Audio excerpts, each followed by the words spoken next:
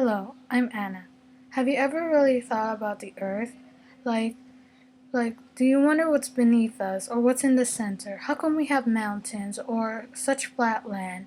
Or do you really think the Earth was the same for the past millions of years? Or you think it was different?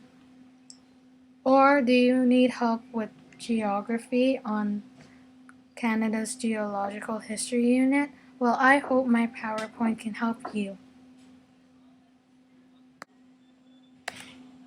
Geography. Chapter 11, Canada's Geologic History. Let's start with the Earth. The first section. The Earth has four main layers. The first layer is the inner core. It is 9,600 kilometers below the Earth's surface. The outer core is melted iron and nickel metals that form around the inner core. The mantle is rock hard and flows slowly around the outer core. The crust is a thin, rocky layer, which is the Earth's surface. Its thickness changes from 5 kilometers to 80 kilometers. Here are the picture of the layers. As you can see in the middle, there is the inner core, and then around it is the outer core, and then the mantle and the crust.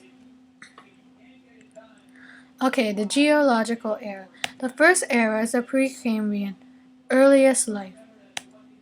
It was from 4,600 to 570 million years ago.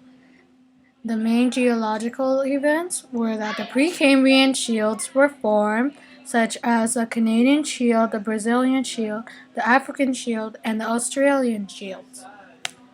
The major biological events are the first multi-celled organisms, first-celled organisms. Okay, next era is called the Paleozoic era, which means ancient life. It's lasted from 570 to 245 million years ago. The main geological events were that North America, it was covered by shallow seas, and the Appalachians were formed. The biological events, well, it was the age of the amphibians and fish, and the first insects and plants and animals appear on land. There were always large swamps around. The next era is called Mesozoic, the middle life. It lasted from 246 to 66 million years ago. The geological events are the formation of the Rocky Mountains begin in the shallow seas in the interior of North America. It was the age of the reptiles and the first flowering plants and birds and animals. When they mean by flowering plants, it means plants that can reproduce, so they have seeds. The next era is called the Cenozoic era. It means recent life.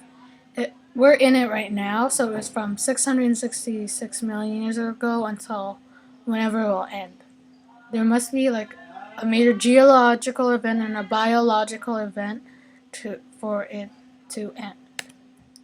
Okay, the main geological events right now are that the ice sheets cover most of North America, continents take their present shape, and the formation of the Rocky Mountains are completed. And then the biological events are human beings develop, and then this is the age of the mammals, and modern forms of life evolve. Okay, the next section is the geological theories. The first theory is the Continental Drift by a German scientist named Alfred Wegener. And then the next theory is called the Plate Tectonic theory by a scientist named J. Tuzo Wilson.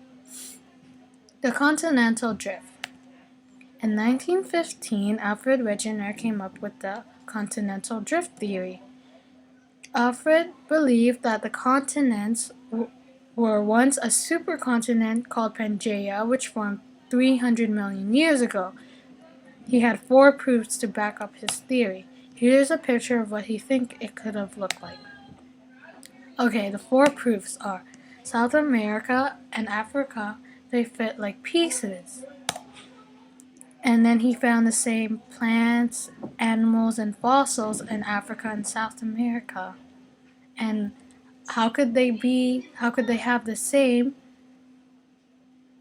life forms if they were so far away now? And then the similar mountains in age and structure, which are the Caledonian Mountains in British Isles and the Appalachian Mountains in Canada.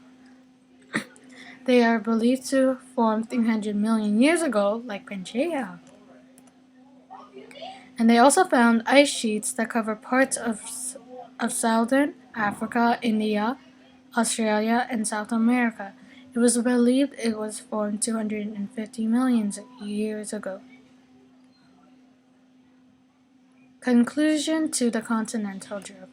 Alfred Wegener had to explain how the continents drifted apart, but he couldn't give a real scientific explanation why they drifted apart.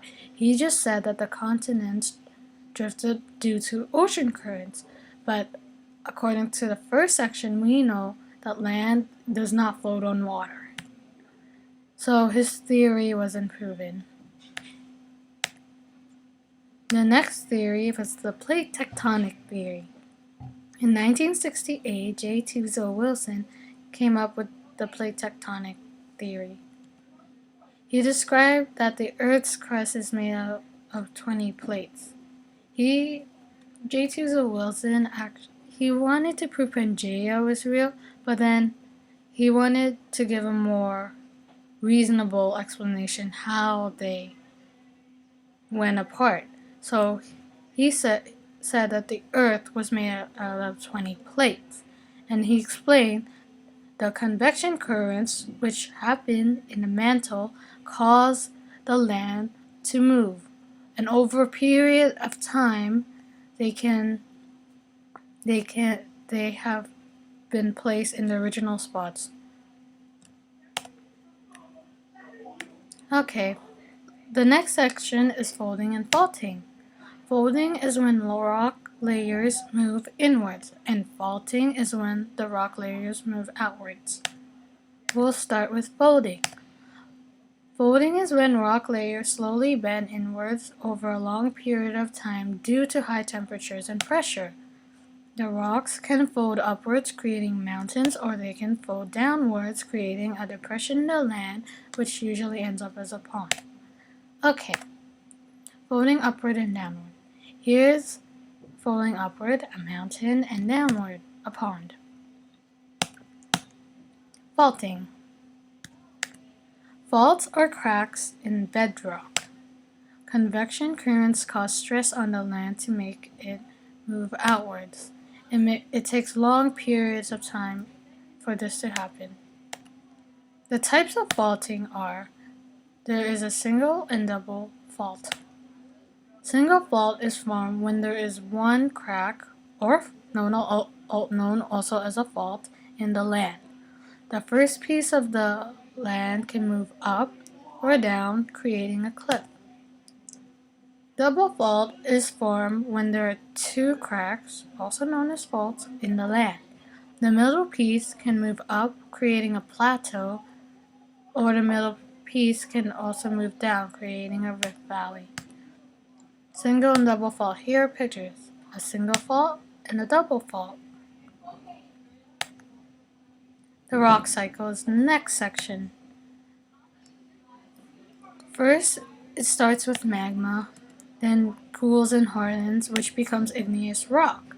Due to extreme heat and pressure, it can become metamorphic rock, but igneous rock can also become sediments due to weathering and erosion, and in sediments, well, they can stay as sediments due to weathering and erosion, or compression can make it into sedimentary rock. Sedimentary rock due to heat and pressure can become metamorphic rock, and then by melting, it becomes magma again. Here's my bibliography. Most of the information is in the Making Connections Canada's Geography 2nd edition. And here are the pictures. Bye. Thank you for watching. Hello, thank you for watching. I hope my PowerPoint could help you.